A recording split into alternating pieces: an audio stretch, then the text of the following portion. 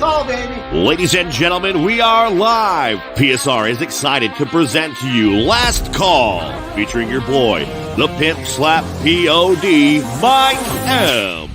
We are live, and you are here. Let's go, Billy Briggs. How you doing, Dutch? What up, brother? Doctor, what's up, brother? LJ from the HLJ. Mike, man, happy to be here, man. T on the ones and twos, -7.5, the official number we'll use, and the lines move 2 points. And this is not a show to be late for. And now, let's get to the picks. We be pumping!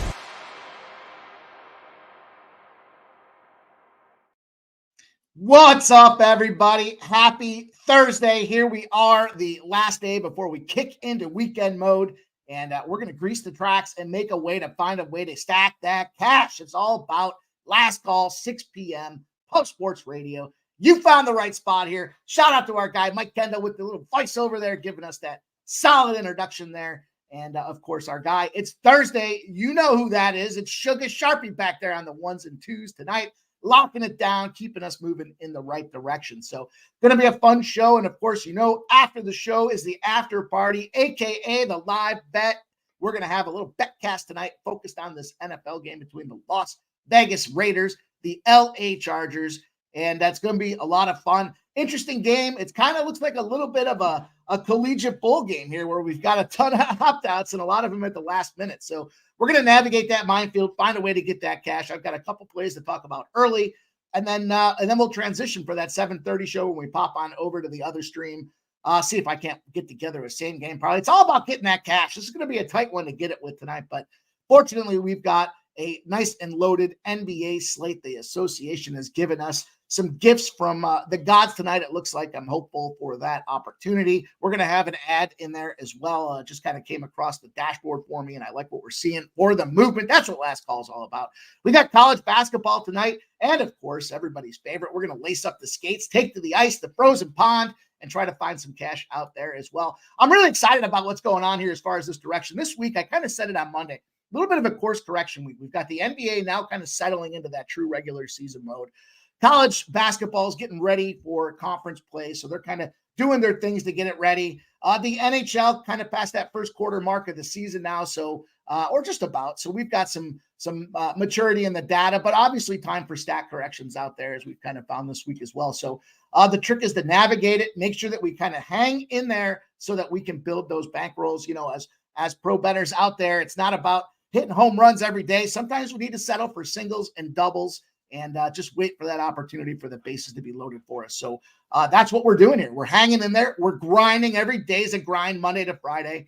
And boy, we're getting ready now. Bowl season is upon us. A big card on Saturday. Lots of fun. Lots of live streams popping off. Shout out to the boys, Dabby and Dutch. Last night gave us a new show. Wednesday night live streams. All about the hoops, baby. They had a great panel lined up.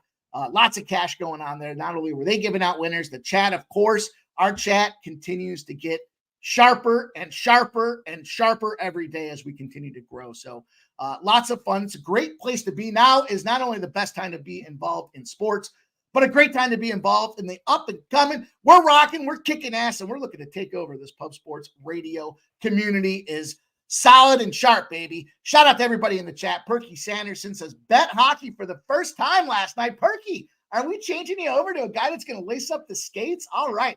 Intense. I'll tell you what, my favorite sport to watch is definitely hockey. The puck, the pace of the game just keeps moving. Secondary, I like college basketball. Again, solid pace there. They only have the two halves, but boy, hockey's a lot of fun, especially last night was an interesting spot because, you know, we had a lot of games tied up. I was even texting a couple of friends. I was like, man, we're in like the third period and every game's tied right now. So, you know, if you're on the right side, it was some great live betting spots. And in fact, we were on a few of those. So, you know, let's keep it rolling. Dan Kelly says, let's go Pub Sports. Unlucky Charms. What's up, my dude? Thank you for coming in. Don Plays here says, yo. And of course, Chris Mack. What it do, Chris Mack? How are you, my guy? Hope you're having a good Thursday night. Real Deal Prime says, somebody slapped me. You know, Real Deal Prime, I'll tell you, I got slapped last night. I took them Buffalo Sabres. Man, they didn't get there for us. We'll talk about that in the recap, but I think there's some big things to come. So we'll stay positive with what's going on there in the 716. Philly Eagle Flyer, of course, he's got the best name in the business, says, let's go. Last call, baby. Let's get it going. Pub Sports, our guy Sharpie says he likes ice. Of course we like ice. I like ice in my cocktails, and cocktails are going to be flowing tonight. We're going to have a great live stream. Lots of fun going on. Lots of live betting opportunities too. We talked about this a little yesterday, the association, great spots to live bet. And live bet we did last night. Live bet we will do again tonight. And our guy Sharpie said it. Smash that like button if you haven't done so. Just get in here, make it a habit stance here. First thing you do, hit that like button for us so that we can move on and get past it. Billy Eagle Flyer says his best bet's the Blues first period, both teams to score tonight. Interesting spot with the head coach getting fired and ousted out of the program. Should turn things around for a couple of the guys there that had visibly, vocally, they had problems with their head coach out there. So obviously that gets it done when you have that head coaching change. Mike Wilkerson says he likes the Joker over rebounds and assists. We're going to talk about that game. Joker off the ejection. Billy Eagle Flyer likes the Kraken first period, both teams to score, and the over 5.5. Says let's fucking go. Oops, we're not at the 8-minute mark yet. That's on me. I'll take responsibility for it. Mal says, Mike, Oilers in regulation at -105. I'm not mad at that play, Mel. I think that's a nice look as well, man. I think, Tampa Bay and Oilers have a storied history, so we'll talk a little bit about that. Dan Kelly says, Mike, we need to go to a Sabres game sometimes. Man, that'd be a lot of fun. I haven't gotten out to a Sabres game in a minute, but in a former life here, I had a company with season tickets, and they always looked it out for me to get the Sabres Flyers tickets. And even though they were company giveaways for clients and such, they made sure to treat me, and we had the parking pass, the whole deal. We didn't have to walk through that 6 inches of snow in Buffalo to get to the game. We were parked right up front and center. We had nice little club seating. They brought the cocktails right to the drink. I'll tell you what's dangerous about that, though. Get a couple of them in you. When you have to finally get up to hit the restroom, boy, it starts spinning real fast, and you're in an elevated seating platform in those games. It can get dangerous at times. So, or at least that's been my experience. Chris Max is Joker, 13 rebounds in 7.5 points, rebounds, and assists. Dan Kelly, P.S. Oh, all right, Dan Kelly, I appreciate it. P.S.R. I got it. I'm learning the lingo, my guy. I appreciate you being here, Dan Kelly. Always sharing us the looks that he has with his database and kind of guiding us in the right direction through those minefields when times are challenging. Coin says, what up, Mike in chat? Absolutely, Coin, welcome in. Jay Peasy, I got to tell you guys, I had the opportunity to listen to the new hot track this guy busted out for us, and I can't wait for it all to get into production, and it's going to continue. Listen, when you have the best intro in the business, you can't just settle. You got to continue to build it. That's how you put a gap and a separation between all those other intros, and our guy Jay Peasy just put us way over the top. And I'm excited for you guys to hear it as well. It gets me fired up. Shit, I got to set as my my wake up call now when I have the alarm go off in the morning. So I get fired up just hearing it, man. Shout out to our guy Jay Peasy. Justin McElvey here says Stacks POD. He's going back to Kobe White. He's going to the points, rebounds, and assists. It's a great look because we talked a lot about this yesterday with our guy LJ from H-Town. He came on there and rocked with us and gave us a winning card as well. Tons of props, tons of spots that cashed. Our guy LJ, would you be surprised? That's what he does in the association.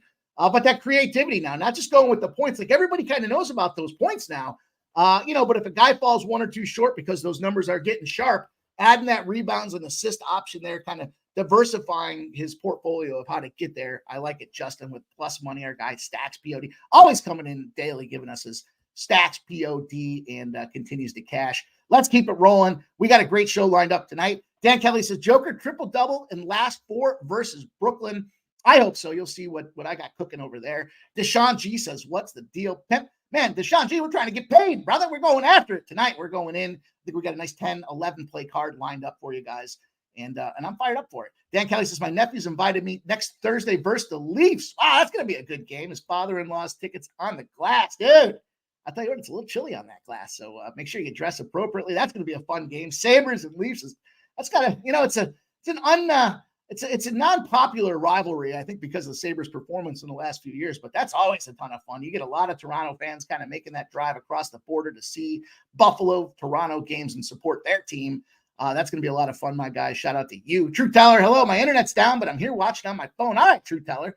We're working on some things with the graphics to continue to get this show moving in the right direction. I told you guys before the game plan. We want to get the plane in the air. We'll fix those wings while we're flying the sucker. And we continue to tweak it and make those opportunities to improve everything about the show. So it's all about you guys. And speaking of improving, we're going to have a great segment tomorrow. We got MMA segment to get you guys rolling into Saturday. I know a lot of you guys look for those MMA plays. I know there's a lot of shows in pub sports, a lot of experts doing their thing, and I'm excited to bring on our recent pub sports champion, 2 of his last 3 times on the pub sports contest there every Saturday on the pub sports site. It's free to enter. Now, granted, this guy's probably going to win it, but doesn't mean you can't go in there and try your shot at winning $100 of free money, courtesy of our guy, Jeff Slaughter and Pub Sports Radio. So get on that Pub Sports website if you haven't done it. Let's see if we can have a record number of entries this week here. Let's push over 200. I think we can do it. We always get great show out anyways, but just a few more of you that forgot. Maybe by tomorrow when we talk about it on Friday, you'll be sitting there saying, hey, oh yeah, I'm going to go do that now. Why not get it out of the way? And our guy's going to give you some looks to cook them books, baby. So let's keep it rolling. EQ says, last call. Truth Teller says, are they covering these games starting less than an hour? Pimp Slap calling the shot, baby. And then Deshaun G likes the Red Wings. So we changed the order up a little today for you guys here. We're going to start out. I'll talk about the NFL game quickly.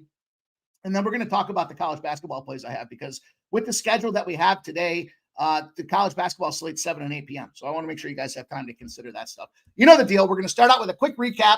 I'll move fast through the recap here. It was a profitable day. We got to the 7 and 6 mark, but we gained back 2 units of our hard-earned cash by way of just having that nice little profitable parlay. So let's jump into the recap. We'll give everybody the opportunity. You guys know what we ask you to do. 3 things on this show. 1, go out there, hit that like button on YouTube. Help us promote the brand, promote the show, promote the cause. You guys are all part of this thing as well. We're in it together, man. Win, lose, or draw.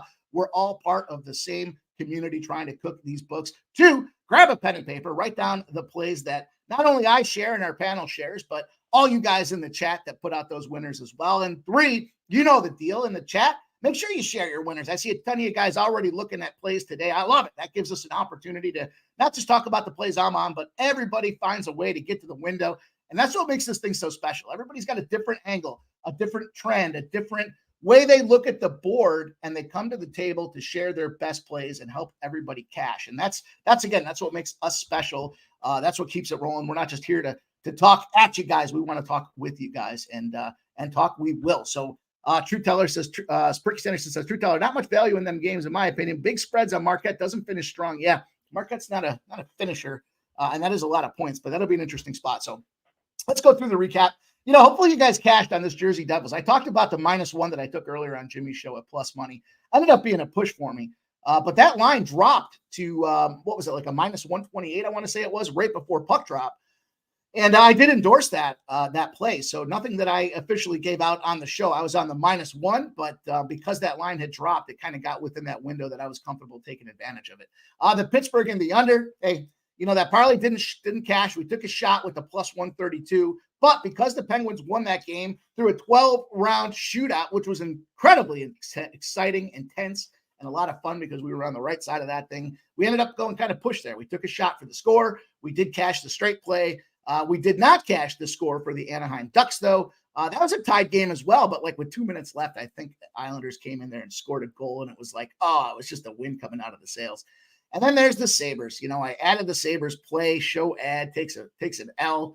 The over 6.5, 5-1 final. The Sabres couldn't get 2 for us. That's all we needed was 2. Come on, boys. They didn't get it done, though. How about that Chicago State, though? Chicago State plus 25 points, outright winner. I'd love to hear if anybody in the chat had that 20-1, 21-1 money line, but we did have the plus 25, and it was no sweat. I mean, we cashed that thing pretty comfortably. Creighton Blue Jays, that's going to be their second loss of the season, -12.5. You know, struggling. Nevada, though, how about Nevada? We talked a little bit about Nevada. We talked a lot about Nevada. -9 got the job done comfortably. I think point game, and it was a 17-point game, so pretty dialed in there. Seattle got the +10 for us. And then Louisville, them Cardinals. I hate Louisville in all sports. I got to be honest with you. You know, whether it be college football, I hate the way they play college football. I don't think they're in hockey. Even if they were in a club hockey team, I'm sure I would hate that program. So I'm going to take that away from me as a Louisville GFY spot. So, you know, that being said, the Philly 76ers over 232.5 got there for us. The Knicks over 229.5, albeit sweaty. It moved from 230 in the show to 229.5, and we took that spot as well. And then there's our Wembiana parlay, we had the 12 plus rebounds, 3 plus blocks. I think he had 8 blocks, 6 or 7 blocks, if I'm not mistaken. And then he got the rebounds for us there. Made us sweat for it a little bit there at the end of the game, but he did get there. And that was a nice little plus 230 same game parlay on that spot. So that's how we get to the 7-6 spot. Let's get rolling tonight. We got a lot of action to cover. We're going to press this thing down. We're going to keep it moving. And let's start with the NFL. And as I mentioned, kind of at the start of the show, this is like a little bit of a bowl game type of experience here. We've got backup quarterbacks on both sides of things, Aiden O'Connell and Easton Stick, which feels like a hockey name to me. I grew up with an Easton hockey stick. So anyhow, Easton Stick's going to be in there. Keenan Allen's out of the game. And it looks like Josh Jacobs is going to be out of the game. I kind of saw conflicting reports, but about an hour ago, some of the beat writers in Vegas said Josh Jacobs was going to be out of this game. So what does that do? That brings in Zamir White. Who's Zamir White? I had to look details. Zamir White somehow is tied in second for the team with rushing attempts. He's got 20 of them. He's got 20 carries this season. And who's he tied with for second? He's tied with Jimmy Garoppolo. So, probably going to be a passing game is what I would envision from, these Las Vegas Raiders. And then on the other side of things, with Easton Stick coming in, we've got no play time from Keenan Allen now, potentially opens up some other opportunities out there in this game. The total opens up the line opens up at 2.5. It's moved to 3. So modest movement, but we have 51% of the bets and 79% of the cash. Apparently forgot that the Raiders didn't score last week. So, interesting spot there. 47.5 is the total. Now 35.5. So pre-show, I was at 34.5, 71% of the bets and 72% of the money on the under. I don't like that I've seen a bit of a tick up here, but I'm still taking it. I'm still going under 35.5. Who's going to score in this game? I don't know. I mean, would this be a total surprise where, we end up seeing that this thing ends up with a, 50-point bloodbath because everybody's scoring? I mean, I've seen crazier things, but how about this, right? 1 and 19 are Thursday night specific primetime games, not those Thursday Thanksgiving spots there, but when the game starts after 7 p.m., it's Eastern, 7 p.m. Eastern, 1 and 19 to the under when they're on a total that's less than 40.5. So 35.5, just listen, I'm not getting cute with it. I'm not just taking it because it's a primetime under, but look at the mitigating factors in this thing here. Who is playing football for this team and who's going to go out there and get the job done? Now, what this does do is it affords the opportunity for guys like Jacoby Myers to get the job done. Now, Jacoby Myers' receptions were at 4.5 to start the week. They're down to 3.5, but he got 3 looks, or in his last 3 games, he's gone over that number with Aiden O'Connell. So they're comfortable out there. Furthermore, Jacoby Myers is a touchdown scoring guy. He's gotten touchdowns, and I think it's the first touchdown, if I'm not mistaken, over his last 3 games with the Raiders. So certainly an opportunity to cash that money. That might make a same game parlay for me. Also, another guy that's going to probably have a big game here is Devontae Adams. He's gotten double-digit targets his last 3 games with Aiden O'Connell out there. So they like to throw to this guy as well. It does open up the opportunity for Everett. Everett's got his reception prop is over 3.5 receptions. And, he had 8 targets last week. After Easton Stick came in there, he got 4. So there's an opportunity for Everett to get potential reception prop out there as well. The top 3 guys that they've been going to for receptions with Easton Stick is Eckler, Allen, and then Everett. So you take one of those big guys out of the equation, what are you left with? You're left with Eckler and Everett, and we know Eckler is Charmin soft. So interesting spot. Also, the Chargers 6-0 against the spread going back to last year, December of 2021, when they failed to cover the spread by 7 or more points the previous game. So the Chargers come back rolling. Now, the Easton Stick's obviously the variable, but you could argue on the other side of things, that's kind of the quarterback factors kind of scratch out when you look at this Aiden O'Connell spot. Interesting note that I saw with some of these trends as well. And I'm just reading some of the numbers for you guys here, but the biggest 2 movers in total player props today are both of these quarterback yardages under. One by 15. I want to say the other by 14. So as much as it's got to be a passing game, the books are not expecting a lot of completion yardage. There might be completion attempts, but it doesn't necessarily correlate to the yardage. The other side of things here is the Chargers not covering by 20 points the previous week. Las Vegas is 0-16-1 against the spread going back to 2017 when they're not a double-digit dog, coming off a game where they ran for less than 65 yards. Interesting stat there. They're already 0-4 on that stat this season. I've given it to you guys a couple of times. We had that Bills spot. I want to say the Broncos spot, and obviously there was a couple of more here, but 0-4 already in that situation. So they averaged just 80 rushing yards in those games collectively as a whole. In those 0-4 spots. So interesting numbers as you kind of break this thing down. Would that lead me to take the Chargers? The fact that it's 3 kind of tells me exactly what I need to know about this game. It's a difficult game to get involved with. I just want this under specifically. You look at the 3 tells you that the refs or that the books kind of giving that home field advantage a neutral opportunity. Probably the only positive in this game is it's indoors, so we don't have to worry about weather. And maybe that does help these younger arms find a way to get those completions down the field. But the official play for me on this game is going to be the Chargers, and it's going to be under 35.5 because that's the current number that's out there. True Teller says he's using the Raiders as a parlay leg. Brian Smith, what up, Brian Smith? Says, I always feel like a bum fight's a recipe for horse shit over with referee. Hey, what's up, Brian Smith? You must have been reading my mind, guy. And, Pub Sports Radio, there's our guy. Says back to tight end, running back, and Erickson as the one who takes all the practice reps with stick. Had 7 targets last week. Interesting spots there from our guy. Sharpie, sharing those looks backstage there, giving you guys what he's looking at as well tonight. JW says, does it being a divisional game matter with these two teams? If anything, it's the second time these guys are head-to-head now. I would think it supports an under as well. We see a lot of these divisional games. Plus, there's just so many factors. How can it go under at this point? It almost feels like it has to be an over. But I'm not getting cute with it. I want this under.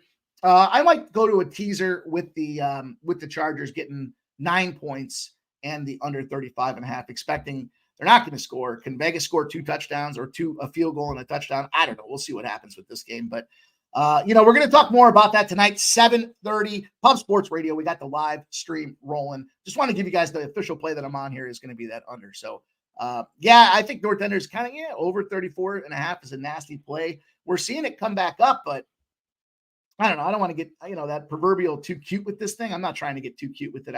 I just look at, I don't know who's going to score. Now, could it happen? Sure. But that's why I'm going to have a little same game parlay action as well. So we'll move forward. Let's keep rolling. Had to prep this show for you guys, so couldn't get into some of that other fun stuff. But I have 2 official plays, and I have a lean for you guys on this college basketball slate tonight. Again, a difficult slate because I think the last game pops off at 8. That's why I wanted to make this little schedule shift in how we normally cover these games for you guys. The first game I looked at here was Eastern Carolina and Florida. Right now, 57% of the bets and 90% of the cash on Eastern Carolina. And, what's interesting about that now is it was 14 when I put the show together. Now we're seeing this buyback to 14.5. So the entire planet is popping in on Eastern Carolina with them points. And we just got a 0.5 point back towards that Florida side. So the official number I'm going to take is going to be 14.5. Over 156.5 is where the total opened up. And it has dropped down 154.5 out there. 44% of the bets and 75% of the cash on the under. And the books are moving accordingly. When I looked at this game and kind of how these two teams matched up, it was kind of an interesting spot when I started breaking it down. I looked at, Eastern Carolina, first and foremost, Eastern Carolina doesn't have a ton of, I don't want to say they're great. They're not a great defense, right? They got that big loss to George Mason this year. They were getting 5.5 points, but they got spanked. Then they come back. They do beat UNC Wilmington. United Maryland Eastern Shores was a spot that they won, but they didn't cover. They were laying a big number out there. And then they were getting 5 points against South Carolina, and they lose the game by 6. So not a team that I wanted to get so involved with. But when I looked at the other side of things on Florida, I kind of thought the same thing. Like, is this team potentially overrated? They did beat up on Richmond. They were laying 11.5 points. They took down Richmond, who's a quality A-10 opponent, right? They look at Wake Forest. They lost to Wake Forest outright by laying 5 points. They played a Baylor team, 95-91, though, and probably their biggest test. And then they had that big matchup on neutral site, which is a big factor for this game, where they took down Pittsburgh. They dismantled Pittsburgh, 86-71. That game wasn't even – it shows a 15-point loss. They probably lost that game by 20 points in the first half. It was a -5.5 spot. We were on the Pittsburgh side of things, expecting Pittsburgh's defense to have improved, which we know they have, but they still came out there and manhandled Pittsburgh. And I think the thing about this here is Todd Golden, head coach for the basketball team at the University of Florida, now in his second season out there. What's his pedigree and where did he come from? I mean, he's done it the right way. He started coaching in the Ivy League. He went to the Southeastern, the SEC. He's got West Coast Conference experience where he took over for, San Francisco. He went out there and got the job done as well. With San Francisco, he had a 24-win season, first NCAA tournament bid, and that's what got him the call up to come to the show with Florida here. And now he's in that second season. I always think that's important because you're not just kind of trying to figure out who your team is and instill your game plan and start to recruit your players, but they're in that second year of the fold. And with that NIL, with the transfer portal going on and the NIL dollars that Florida has down there, they've done a nice job building that squad out. Here's the thing about this game and why I referenced that neutral site game. You may or may not be aware, but this game is being played in Lakeland, Florida. It's not actually at Florida. It's not an Eastern Carolina game. So it's a neutral site game for both these teams. And when you have a line that's more than -10 on a neutral court spot, when a team's coming off an over and a win, this is Florida in that Richmond spot, they're 7-2. So it's 7-2 with a margin of almost 7.5 points. That's 3+ possessions when you look at this thing. So I know the number's ping-ponging, but I'm just looking at this thing and saying Eastern Carolina hasn't had a ton of road experience this year. What they're doing on the road hasn't been really enamoring as well. I like this spot here. I see everybody's on Eastern Carolina, and that makes me like it even more. We talked about this before. When the public 90% or higher is on a particular side, you don't want to be there, right? Those are spots where the public's losing over 60% in those particular positions, and that's not a spot you want to be. So I got Florida. 14.5 will be the official number we'll take for the show. Let's move on to the next play I've got for you guys. Another barn burner out here. We're going to look at this Furman Tulane Green Wave game tonight. And another little spot where I'm going to lay some points on this one here. I know you got 5.5 is where the number opened up, but here's where the reverse line movement comes into play. It opened at 5.5. There's 6.5s out there, but we also have 7.5s out there now on some books. 65% of the bets and 67% of the cash on Furman. The total opens at 176.5, has dropped to 171. So a 5-point drop on that total. 39% of the bets on the under. So the public is hammering away on this over. But 62% of the money on the under. The sharp bettors, the bigger bettors are potentially coming in here, and they're saying, give us a look at this under. And what's the remarkable part about that, or the part to note about that, is the books have shown the respect from those sharp bettors. Tulane is a 6-2 spot right now. Furman at 5-5. And as you start looking at these two programs in their entirety, Tulane's they've been winning. They certainly got the job done against Fordham, Prairie View. They're just not playing a really aggressive or a difficult schedule. When they played Mississippi State, they got their asses rocked. They took a 30-point loss when they were getting 7. So this is that potential bounce back spot on a true home court opportunity. Furman, on the other hand, they got losses to Arkansas, lost to Princeton. That Princeton game was pretty tight, 70-69. They were in front of that game the majority of the game. But towards the end, when push came to shove, their defense, which is not good, just kind of crumbled like a house of cards on them. And then Princeton pulled ahead and ended up winning the game outright. So they covered the spread, but there was a little bit more to that story than not. This is now Furman's third game on the road as well. They're just not a good road team. Here's the thing about this too. You got a team in a bounce back spot with Tulane, right? We got a minus, let me just make sure 6.5 still the right number that I'm quoting for you guys. Yeah, 6.5. There's a -102 out there for the 6.5 as well. We got BetMGM still sitting on a 7.5. So make sure you line shop, depending on the side you want to get involved with this game. There is some volatility to the number. But when you have a home team that's lined between 6 and 7.5 points, they're 53-40 against the spread. So yeah, it's a bounce back spot for Tulane, and we know that they kind of just got whooped, but that kind of tells me the books looked at this thing and said, we're making Tulane a favorite because we don't think Furman's that good. Their defense isn't good. Yeah, they shoot 47% from the floor, but they shoot a dismal less than 30% from beyond the arc. And in this case here, the books lining them at 6.5 tells me they expect them to win this game. And when they're expected to win, they do cover 53 out of the 93 times that's happened. So I like the opportunity. I think the number kind of, if I was going to look to go on the Furman side of things, I'd have to look for a lower number to say, okay, this is a little suspect number. They're begging you to take, Tulane in this case. But because it's 6.5, that's where the number should be, and they're expected to get the job done. So Coin leans Florida under 153.5. Shout out to our guy Coin giving us the looks that he's got out there. Nunya says Tulane first half money line going on a BBW parlay. You know what Sharpie says? If she ain't 480, she ain't, or maybe I say that for Sharpie. Maybe I say that for Sharpie.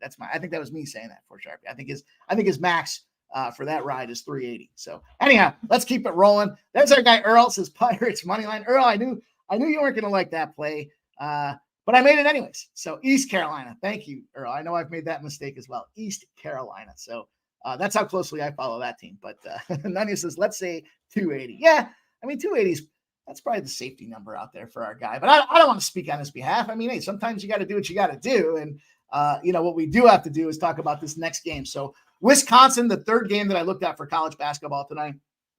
I like Wisconsin.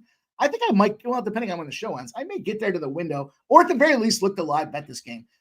The total opened at 19.5. We're down to 19s in some places, but it really hasn't moved in others. 51% of the bets and 41% of the cash on that Jacksonville State side. So kind of coin flippy, right? As far as the numbers are concerned, but then when I started kind of drilling into it, it was one of those things. I think Wisconsin's a pretty solid team. Their loss this season, they're sitting there 7-3, but their big recent loss was to Arizona. And, Arizona is kicking the shit out of just about everybody. So that was a road game. They had a Michigan State game. They were a 5.5-point dog to Michigan State. They whooped them boys by 13 points outright. So Big Ten, known for their defensive play, not just in college football, but certainly in college basketball. And I think that's going to be where Jacksonville State falls down on this thing. They suck as a road team. Their only win was against UTSA Roadrunners. Meet me. Shout out to our guy, Jose Bouquet. But I still don't think that's a situation. This is a 19-point spot for a reason. When you're a home team, you're coming off a loss with a line that's greater than -5. So a big number, which we're seeing here with Wisconsin. It's 110 and 104. But as that number gets higher, it moves to 115 and 99 and so on and so forth, all the way up to 30 points. So the bigger the spread, I know that's not a huge margin with that less than -5 or greater than -5 spot, but I just think Wisconsin's a solid program. If you look at Jacksonville, they got a UIC spot out there. They lost 55-49. East Tennessee, they took a loss out there, 61-59 as a 3.5-point favorite. South Alabama, they were laying 2.5 points, and they put the boots to South Alabama. But the big spot for me was look at that Incarnate Word. Incarnate Word stinks. We saw them get rolled yesterday by Rice. Not a great, it was an afternoon game. I got it, but they lost by almost 20 points to Rice. And Rice was laying a good hefty number. I think they were laying like 11 or 12 points, I want to say, in that game. And they lost outright at 6.5-point favorites, 67-65. So, I'll give them that UTSA win. They were laying 2. They came out there and they beat UTSA on the road. But I think this is a good spot for Wisconsin to get right, bounce back, and get healthy. So I like Wisconsin as a lean. I just haven't officially pulled the trigger on it yet. Nonetheless, Pub Sports Radio. Sharpie said it right, guys. 130 live, 45 likes. Hit that like button for us. And there's our guy, Nunya.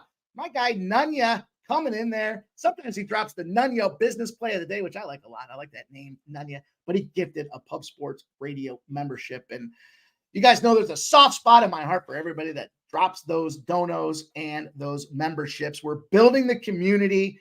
And my guy, Nunya, blessing us with this action and paying it forward. Hopefully the next guy that gets a membership pays that forward as well. We be pubbing Nunya, but we don't be pubbing without guys like you, Nunya. Means a ton to have you come in here day in and day out, share your action, but then share your hard-earned cash with us to grow this community. And that's great, man. It's a lot of fun to have guys in here that show that respect and just something we don't take lightly when it comes time to break these cards down and get serious about it. We're not throwing darts at a board. We want to work hard for guys like you and everybody else that gives those donos and contributions and gifted memberships. So shout out to our guy, Nunya. I'll cheers you with this water, but I'll make sure to come back and do it right when we get on the live stream here at 7:30. Nunya says, my name is Shane, but that's only for the PS. Nunya, we appreciate you, man. Regardless, you're a great dude. We appreciate you day in and day out showing up to all the events, all the shows that we have. Michael Johnson, Mike, how about first half full game tied tonight? 20, is that for the NFL game? Is that what you're asking about? That one is for the NFL game? I'm not mad at that. I was thinking about the no touchdown prop again. I'm a sucker for some big money spots. We don't have to hit a ton of those big money spots to find a way to build the bankroll. I mean, you catch it 20-1. There's a couple different ways to play it. You could play the full unit on it and truly catch 20 units on it. But sometimes what I like to do is I like to just play the 2-win button, right? So there's a button out there. If you're not aware of it, it's the 2-win amount, right? So you can click that button on a lot of your books to win, and that'll convert your, let's say you're using $100 bet, right? If you put 100 in there to win 28-1, as our guy Michael Johnson's saying, yeah, $100 is going to win you 2,800.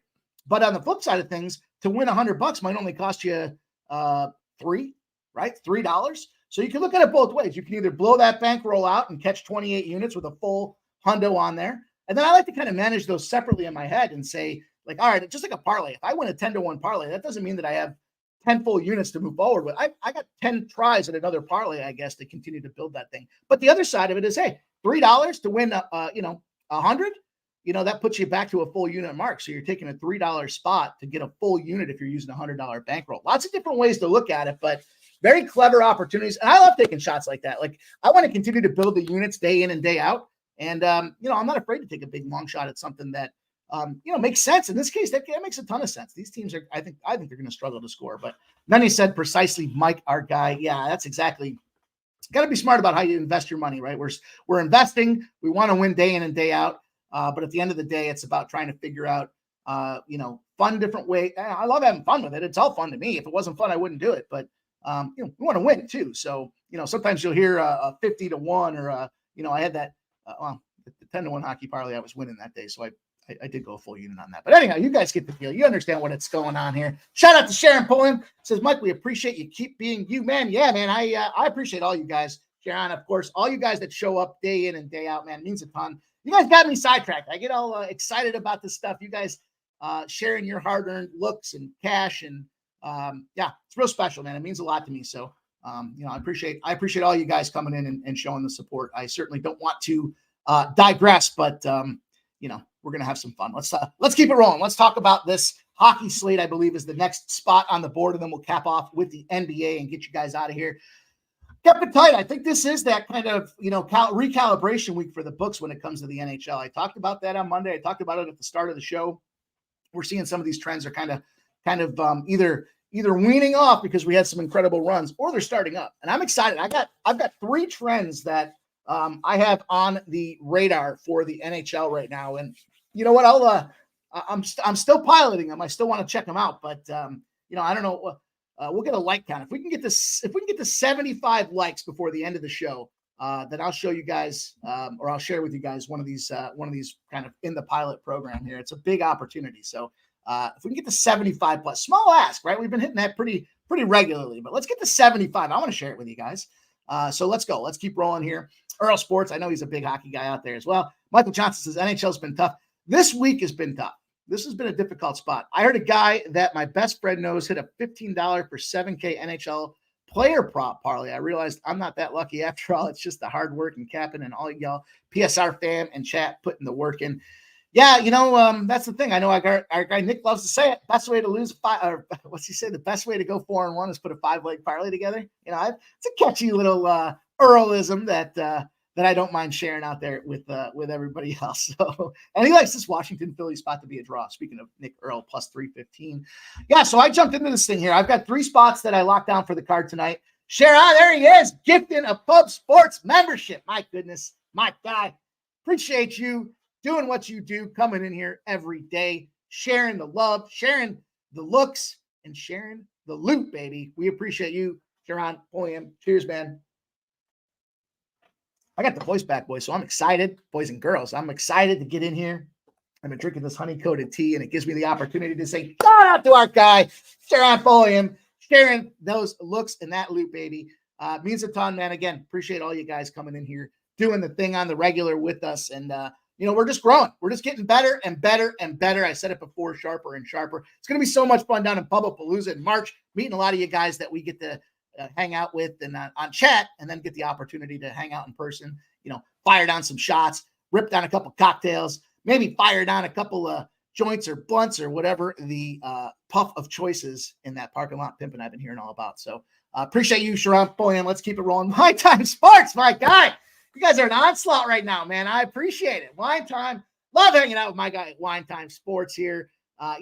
One of these young up-and-comers that has a focus and a specialty in college football, and I love bringing him on the things that we get involved with because he's sharp as fuck. Let's say it. Let's just be honest about this thing. And when he gives those college football looks, not a lot of guys where I'm on the other side and go, oh, shit. And I know our guy Wine Time comes there and gives us the goods. He does he puts the work in, not just here, but in and around social media, sharing you guys. If you're not following our guy, Wine Time Sports on Twitter, make sure you go out there and do it.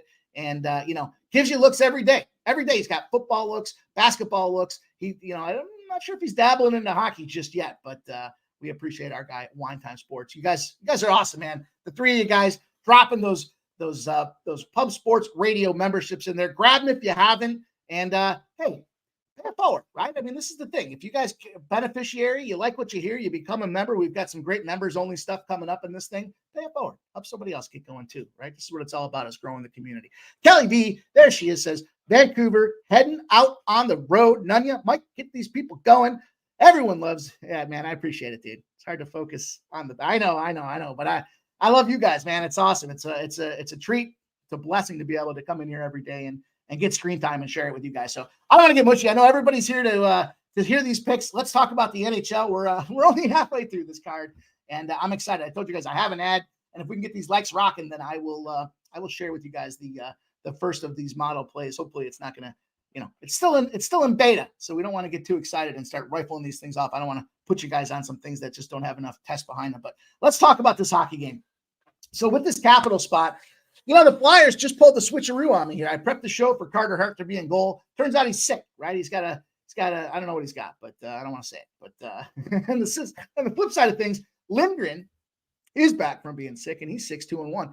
Coming off a shutout as well. This guy has been firing. He's got 2 shutouts on the season. He's a 2.34 goals against average, 93.1% save percentage, and he better shut him out because old man time is catching up to that Washington Capitals lineup. On the other side of things, we have Harrison at 5-3-2. 2.8 goals against average. Not the greatest save percentage, but 5-3-2. The boys are starting to rally behind him and pull it together. So, the thing about the Flyers, they've got 6 points in their last 6 games. They're not rolling over. They ain't no bitches. They're 4-0-2 in their last 6. And, I said it before, they're too stupid to know they should be losing. They keep putting a good effort in every day. And it's Harrison's second straight start because Hart's sick. So, kind of coming off that spot against Nashville. It was an overtime spot in Nashville. We were on Nashville, but it wasn't comfortable. It was sweaty as F all the way down to overtime and being able to get in there. And yeah, they got the job done, but Harrison definitely played well. Now the Caps have won 2 in a row, but it's hard to win if you can't score. Their offense in shooting, they're 29th in the NHL in shooting at 27.9 shots a game. They're 30th in goal scoring out of 2.48. I think there's only 31 or 32 teams in the NHL. So they're bottom of the barrel when it comes down to it. The other thing I was looking at here, I'll just kind of paraphrase it. You get a good favorite, good favorite defined by the record on a losing streak that should be pulling off a win against the opponent they're playing, defined by win percentages, are 4-1 this season. It's not a huge margin. Hasn't happened a ton, but it's a 4-1 spot for the Flyers in my estimation here. Now we do have Lindgren coming back. He's got 3 starts in his last 4, but he's coming off that shutout against the New York Rangers. And when I see opportunities like that, I don't expect them to continue. I mean, they're not going to go shutouts forever. Now, some guys do, and I better knock on wood because I don't want to jinx it. But I like this Flyer spot tonight. You guys know I'm not afraid to fade these Flyers. In fact, I rather enjoy it because I love to cash on them when they lose. But tonight I'm going to put my money behind them because I'm just not a big fan of what's going on here. The other thing is when you've got a home favorite, and the previous game they had 26 saves or less, meaning their defense is stepping up and they're blocking shots. The unders hit at a good clip. It's 21-36 to the under. So I expect this to be a lower scoring game. And I think because it's lower scoring in the Flyers bounce back spot at home, Harrison in the second start there should feel comfortable and confident to go out there and get the win. So I'm locking down the Philadelphia Flyers as the first official play. -130 was the number that was out there. And it's still out there. Actually, it's starting to tick back. So if you like the -130, PointsBet's the one that has it now.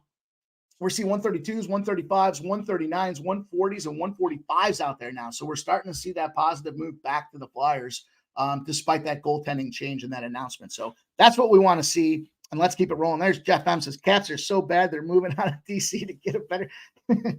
I saw that. They're moving the basketball team and the hockey team. And I almost retweeted it and said, if a tree falls in the woods and no one's there to see it, does it make a sound? Because does anybody really care if they move out of DC? I mean, the DC folks probably. I know the DC folks probably don't care either because a lot of them are transplants for political reasons and that such. So, it is what it is. Earl Sports says, who had the Flyers and Isle sitting in second and third in the Metro this far in the season? Earl, not me. Not me at all. So, shout out to you, man. JPC says, I'll bring my JPC. JP's looking out for our guy Sharpie. He's going to bring the X on the road trip for our guy Sharpie. And there's Kelly V says Toronto 6 of 7 overs lately. Columbus gives Toronto trouble. Columbus +1, -115. I couldn't get there with that game there. They are in one of those systems that I was talking to you guys about, but let's keep it rolling. Let's talk about this Calgary game. Calgary and the Minnesota Wild. And it took forever and a day for me to realize what that Minnesota Wild logo was all about. But if you look deeply, it looks like a forest scene. There's a lake in there. There's the sun. And hey, it's the Minnesota Wild. It's actually pretty creative and clever. So when I looked at this Minnesota game, though, let me pull the notes up for it. We've got Wolf coming in on the Calgary side of things. And then Minnesota, we know what's happened. Minnesota fired their coach about 2 weeks back, maybe 3 weeks back now. And they've been on the uptick. Gustafsson, 6-7-2 on the record. Here's the thing about Gustafsson. He started the year out horribly. He went 1-6-2 in the 10 games to start the season off. He got yanked out of one of those games as well. 86.4% save percentage. But he's off a shutout. So, as much as I'm not going to jump in on that Minnesota side because I just talked about how I don't expect these goalies to do it back-to-back, I do think it's a lower opportunity. Calgary's lost 3 games in a row. They're 1-5 in their last 6. You're not winning games. You're not scoring goals. On the flip side of things, since the coach got fired and Gustafsson's been playing in goal for Minnesota, he's 4-1 in his last 5. He's got a league best 95.1% saving in his last 5 as well. And then if you look at this number here that I was tracking, this one kind of blew my mind. When Calgary's on the road and they've got 1 day of rest and their opponent's coming off of a no rest situation, 1-22 to the under specific to the Calgary Flames, 1-22 to the under, going under by 1.63 on average. The line that they're trotting out there on average in that 1-22 spot averages out to be 5.8. And what we're seeing is the total goal scoring production is 2.3 to 1.8. That's going to give you, what is that? I didn't know there was going to be math here. 4.1 total goals in a spot where we have 6.5. The value is all over this under 6.5 for me. And here's that home favorite trend again. When you're a home favorite, you had 26 or less saves. The previous game, the under is 21-36 to the under. So I'm going to jump in on that under with this Calgary spot here. I think it's a lower scoring affair. I looked at the cash. I know I don't do that a ton, but when I looked at the cash, everybody's blasting the over. And it's at 6.5 is the number we can get at -110. I'm going to take that all day. I think it's a great spot. I'm going to even look to live bet it because I expect, even if they do score a goal off the hop, I still want to come in there and live bet it. I do see 5.5s, by the way. If you want to line shop this thing, a 5.5 does exist out there at +115. And I just talked to you guys about the 4.1 average. If you want to boost your ROI and get a look at something, maybe that's a play, or at least a 6. You could keep the juice down on a 6, but I don't want to push in this game. I love this spot a lot. I'm going to go with this under 6.5. And then I'm going to talk to you guys about the third game I have on the hockey card. Third game we're going to look at tonight. We've got the Florida Panthers. We've got the Vancouver Canucks. The Knuckleheads are out there taking the ice on their home turf here. And another spot where I had to jump on this under. First and foremost, we've got SpongeBob in goal for the Florida Panthers. On the other side of things, unconfirmed when I last looked at it. Let me just refresh and see if it's confirmed or not here. Confirmed or not? No, it's still unconfirmed. It's a late start, 10 p.m. start. Looks like they're going to, I don't want to say looks like. Should be Thatcher Demko. That's who it should be. Regardless, doesn't matter to me. I like SpongeBob here. He's getting a second straight start. 3 goals, 22 shots on a 4-0 loss the last game. So it's a bounce back spot for our guy SpongeBob. 245 goals against average with a 91.1% save percentage. Certainly nothing to shake a stick at. And when you kind of broke him down here before that, I think that was a look-ahead game. It was a Seattle team, tough to get going for. They started making their trip out west. And what was the look-ahead for? It was for Vancouver. So I think they were ready to come out here. We know Vancouver's been playing incredibly well this season. And if you look prior, there's only 1 game out of 4 that SpongeBob had let in more than 1 goal. So they've been outscoring opponents 10-4. I do like Florida in this spot, but there's a pilot that I'm working on with this Vancouver thing, and that kind of pushed me off it. Now, we talked about this revenge factor. When you lost at home as a favorite, now you're a favorite on the road. 517 wins, 268 losses over the last couple of seasons. In the last 14 games, it's 12-2. I wouldn't be mad at anybody that wants to jump on Florida. I would just wait a little bit because we want to see who's going to be in net for Vancouver.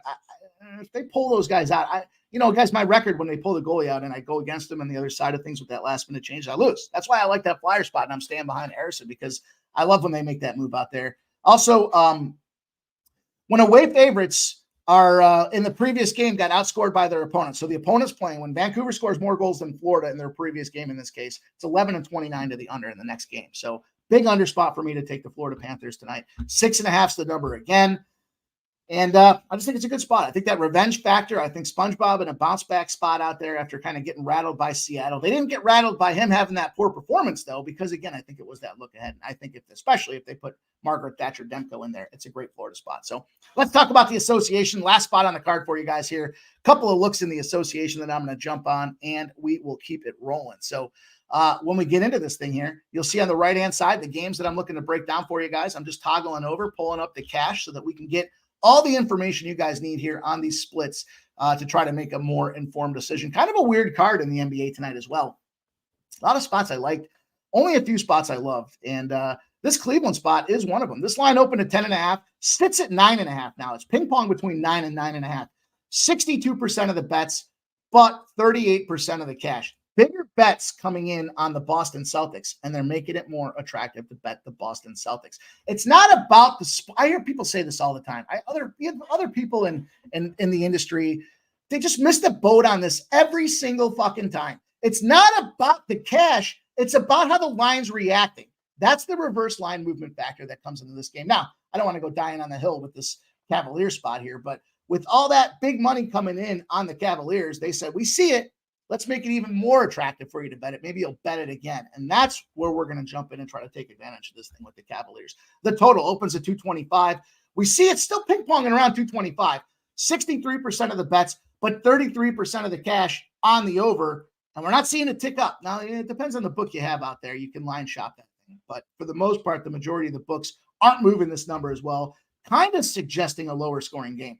As I looked at this thing at the end of the day, I said, look, Cleveland, 8-0 against the spread when they're a 4-point or bigger dog. They excel in the dog roll. Also, I had a spot out there let me see if I can find it. Where is it? Basically, bottom line is when you're in a rematch spot with a team that you just played, there it is, second leg of the same team, and you got a home favorite spot. So Boston Celtics favorite spot, second game, home team, same barn, 1-9 against the spread, losing to the spread by 10 points. Does that mean Cleveland could win this game outright at plus 320? Well, let's dissect this money line for a second. Plus 440 is where it opened up. Sitting down there at plus 320, depending on the book that you're using, 14% of the bets. The public loves the Celtics. Hey, we're not going to play those points. We'll just parlay them with something and take them on the money line. But 70% of the cash, all the big bettors are coming in on that Cavaliers money line looking for the big score. So I'm not necessarily advocating you go out there and take a whack at this thing on the money line. Not saying you shouldn't. Friends don't talk friends off dogs. But I'm going to take that 9.5 spot. Second leg of a same team, home spot, home favorite, 1-9 against the spread. Opportunity for us to move forward. Next game we're going to talk about. Here's another one of those little parlay spots that I like to tell you guys about, right? We talked about this thing before. Love to take a spot with a money line team. Nasty name. Shout out to you, nasty name. Shout out to Gerardo Hernandez. Yeah, I'm too sober now, buddy, but we're going to have the brown bottle flowing here in a little bit, 7:30 Eastern. We're going to have a nice live stream going tonight. So Dan Kelly says the notion that the books don't take sides is nonsense. Of course they take a side. They know more than anyone. That's why it's about how the line reacts to them. Dan Kelly, well said, my guy. That's why I always love your commentary because you kind of, I don't want to say you think the way I do, but I like the way you think, and I can attach myself to that thinking process is probably the best way to describe that because you're absolutely right. And again, if they get those bigger bettors, you're going to come in there and lay $1,000. You're going to lay $5,000, $7,000, and they're saying, all right, well, we got your 10.5 action. Now, how do you like 9? It's crazy. When you put a big bet out there, you got to get limits. You got to get clearance on those limits. So the big bettors are coming in there saying, hey, we're gonna take it. They're like, sure, we'll take your action. In fact, we're going to approve your $10,000 wager. And oh, by the way, it was 10. Now we're going to make it 9. Oh, well, we'll give you another approval for 10 grand. I don't know how that's going to go. We'll see what it does in the end of the day. But Kelly V likes the under in that thing. I couldn't be mad at that either. I think the total certainly supports an under. Let's talk about this next game. You guys get me excited today. I get all fired up for these fucking games, and I can't wait to get this cash. So let's talk about this next one here. OKC Sacramento Kings. I think we got to go back one. Sharpie, do we have one back? I flew right through it. I'll talk about it if we don't. Or I'll talk about this one and then I'll talk about the next one. Doesn't matter. Let's talk about this OKC Thunder. OKC Thunder +2, 50% of the bets, 80% of the cash on this +2. this is one of those spots where I talked to you guys before. I don't have much more detail behind them. I just like OKC in the dog spot. We faded them when they were in the favorite spot before. This is a spot I want action on this OKC team. When you look at Sacramento, Sacramento's 12-8, but the OKC Thunder 14-17. To me, it's saying we want your Sacramento Kings action. The Kings just got beat down on the road 2 days ago by the Los Angeles Clippers, and the Clippers are they're around a 50% team right now overall. They win when they lose one. They win when they lose one. They got torched by them by 20 points. They were getting 3.5 points as a dog. Then they played Brooklyn. They did put the pin in the Brooklyn balloon. Brooklyn was covering a ton of spreads, and they made it -5. Brooklyn's like the number one cover team now in NBA, right? I think they're 8-1 if I'm not mistaken. Maybe it's 8-2 now. They won that game 133-118. So they did put a spanking down on Brooklyn, but that was kind of a trappy spot because, the books just lost a ton of cash on Brooklyn to start the season off. So that was kind of the course correction spot, in my opinion. On the other side with the Thunder, they beat the Jazz 134-120 at home. They beat Golden State 138-136 as well. They were laying 3 in that spot. They didn't cover the spread, but that was a big kind of statement game out there with Golden State. So in this case here, I want this Thunder team. I want them with those +2 points out there. I'd rather have the basket in my pocket in a game I do think is a coin flip. I think this is a spot where either team's going to win, and it's going to probably be a 1-point game. So at the end of the day, I'm just taking the 2. Get the 2s now because we're starting to see it regress down to those 1.5s if you're thinking about that OKC spot. Nothing more than I just like OKC in the dog spot. Well, what up, Big Show? What up, my guy, Big Show out there? Kelly V says, Sack, something off. Murray, back chemistry off. Sack 9-1 series. OKC. Yeah, it just seems like when we get to that 10 spot, you guys, there's a lot of subplots to this thing. You guys know where I've said this before. We get to those 10s. It's hard to run 10 in a row on anything. And those are spots that I want to try to take advantage of. So I'm going to take the 2 points. You know what? It is what it is. It's a short basketball window for me tonight. Again, a lot of spots I like, but nonetheless, JT Eel, what up, my guy? Nanya. Let's talk about this game. We got Portland, the next game that we're going to talk about here. And I will pull up this trends here. I started breaking down some of those OKC spots, and I have to move this back for us. We're looking at this Portland game. We got the Utah Jazz. Utah Jazz, terrible road team. They're good at home. They got the altitude factor, but they're not good on the road. They're just a fact. This line opened at -1.5. I put the show together. 3.5 is the number that was out there. Now we see 4.5, 74%. This is a tricky spot now because we do have that 92% of the cash on the Portland Trailblazers. But it doesn't matter to me. I think this is one of those spots where we've got the mitigating factor is how bad, Utah Jazz are on the road. Now they do have marketing back, so despite the fact that they've got some of their players coming back, this line's still moving towards the Trailblazers direction. Tells me, they didn't measure it appropriately to begin with. When I look at Portland Trailblazers, home favorites with more wins than their opponent are 24-4 against the spread. They're winning by almost 10 points, 9.23 points per game if they lost a previous meeting as a favorite or a small dog. So we've got a big spot for Portland in this case here. And these teams have played each other a lot this year. This is I'm going to say this is the 5th meeting these two teams have played each other, but it's been a home team series. So the series is Utah 2-1 right now. And this is the Portland spot to get right back at home. Again, it's been a home thing. When Utah's got the elevation factors in their direction, Portland loses. And in this case here, I think Portland finds a way to get the job done. I said they're just not a good road team. As far as the total is concerned, I don't have a giant look one side or the other on this thing. Somebody had asked me about it earlier. And, I don't know. I guess I would expect it to be a lower scoring game here. Utah, if you look at Utah, they're coming off of the the back-to-back spot, right? They just played the Knicks. They were 5.5-point dogs and they won outright. That was the game they wanted to win. Now they got the spot coming back to Portland, and I just don't think it's a good spot for them here. They didn't cover the spread against OKC where they were getting 13. They didn't cover the spread against the Clippers when they were getting 8. They didn't cover the spread against Dallas when they were getting 11.5. They lost by 50. They suck on the road. Those are 3 road games that I just talked about, right? 3 out of 4 of them were road games that I just talked about. So, that being said, on the Blazers side of things here, Blazers aren't necessarily world beaters either. 14.5-point dog to the Clippers, but they covered. 9.5-point dog to the Mavericks. They did not get the job done.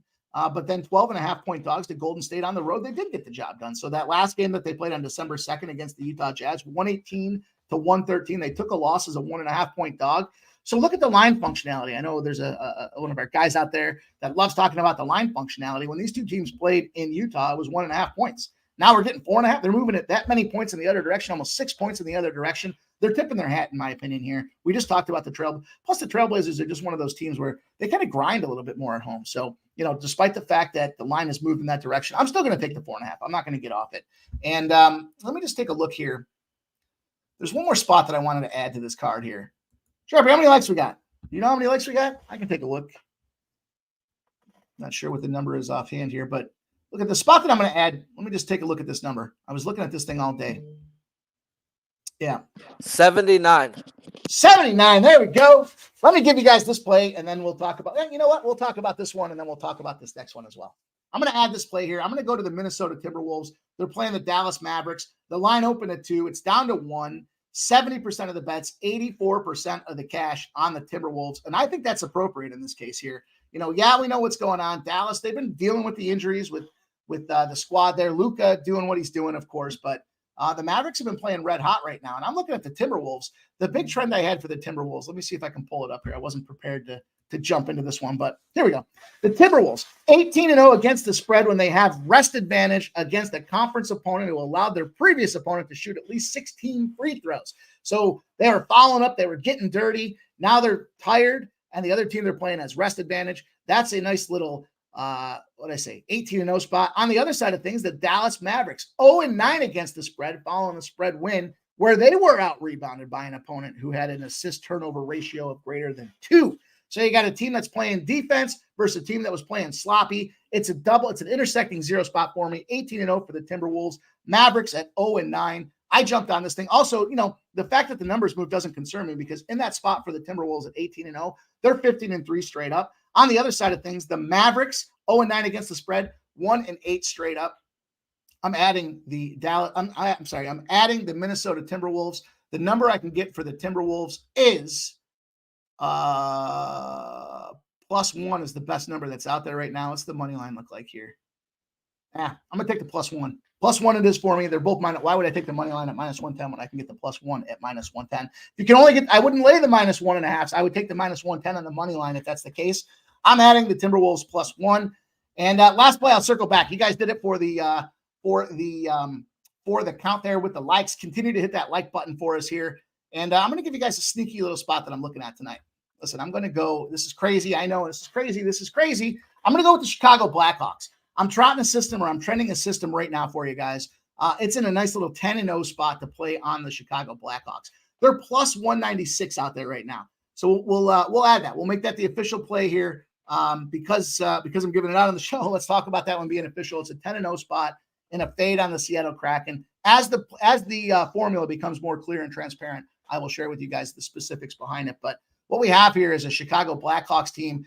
You can get the +1.5 at -120s. So if you want to be a little more, as our boys like to say, if you want to be a little more plus safe, then maybe that's a spot to consider. But the Kraken just came off that 4-0 win against Florida, but that was a look-ahead spot for Florida with this Vancouver game that's on deck today. If you look before that, they lost 3-0 to Minnesota, 4-3 to Tampa Bay, 2-1 to New Jersey, and 4-2 to Montreal. That's their last 5 games. On the flip side with the Blackhawks, they've been kind of intermittently terrible. They lost 4-1 to Edmonton, but that started their kind of Pacific West Coast road trip here. So now they've been out. They've gotten themselves acclimated to the West Coast time zones.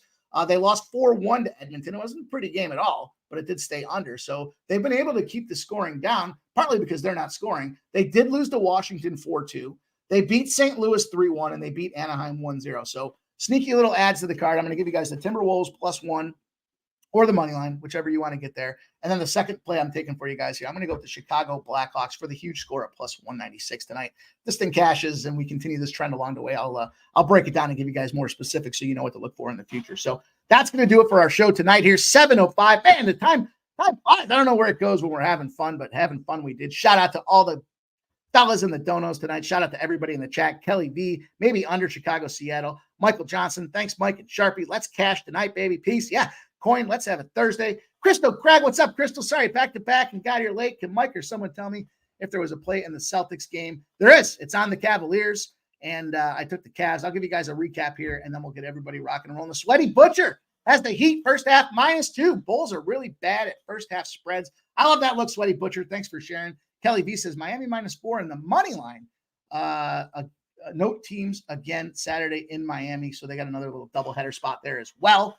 Big show picks. Dan Kelly, the loss of Keontae George will hurt the Jazz. He was really coming on and making a difference. Love to hear that to help support that Portland spot. Let me give you guys a recap, and we'll get everybody up out of here. We got a big show coming up at 7:30. Get ready. I got to finalize this NFL card, but my official play in the NFL is the under 35.5. I got the Florida minus 14.5. Tulane, Green Wave at minus 6.5. And then I gave that lean out to Wisconsin. Those games have probably popped off by now. That's why we put them second in the show. I took the Flyers money line. I've got the Calgary Flames under 6.5. I've got the Florida Panthers under 6.5. We got the show ad with the Chicago Blackhawks. If you want to take the plus 1.5, that's up to you. I'm going to go with the money line at plus 196. We got the Cavaliers at plus 9.5. We've got that Denver. Oh, this is the spot that I didn't give you guys. My bad. We missed it on the slides. This is the same game parlay I had. Denver Nuggets money line and the Joker over 27.5 points at plus 125. Joker coming off of that ejection. Some big factors going on with, first of all, he's going to be matched up against Claxton. Claxton played 33 minutes yesterday against the Suns in a big spot. So it's that back-to-back spot. Denver just coming off their first home loss out there. No Contavious Caldwell-Pope. They've got some Gordon issues going on as well. I expect the minute count to go up for Joker. Plus, he's coming off of that ejection and he's pissed. He did joke in the comments after the game about how after an ejection, the team still wins anyways, but he's averaging 27.2 points. He should get an increase of minute usage. Plus, he's even rested because of that spot that he got kicked out of. After he got suspended his previous game, he came back firing 30 points on basket, and he's the fourth highest points per game guy in the NBA. So and I want to hear about that MVP stuff with Joker, but I will say I like his over 27.5 points and the Denver money line. I'm not going to mess around with them points with the Brooklyn Nets. I don't know what happens there. We know they like to cover spreads. I just need Denver to win this thing outright. Bounce back at home. Joker bounce back after getting ejected. Over 27.5 points. Denver money line plus 125. We got the OKC Thunder. We got Portland minus 3.5. Gave you guys the Timberwolves as well as a show at plus 1. That's a full card tonight. I got to get up out of here, you guys. We got a big show at 7:30. Appreciate everybody dropping in to see Last Call. Big MMA segment tomorrow, guys. Get ready for it. We're not messing around. You guys have been asking for MMA content. We're bringing on two-time out of the last 3-week champion on Pub Sports Radio's, UFC contest. If you haven't done so already, get on Pub Sports Radio, register for the contest, subscribe to Pub Sports Radio, $4.99 a month, become a member. Helps us a ton. We certainly invest in new programming like you guys saw yesterday there. We continue to find a way to give you guys more content. Lots of cashers out there. The crew is assembled, and the crew's going to be assembled tonight. Make money, we will. Shout out to the chat. Shout out to our guy Sharpie on the 1s and 2s. And shout out to Pub Sports and Jeff Slaughter. Appreciate everybody, and I'll see you guys in a little bit, man. Peace. Does anybody else have any other stupid questions for me tonight?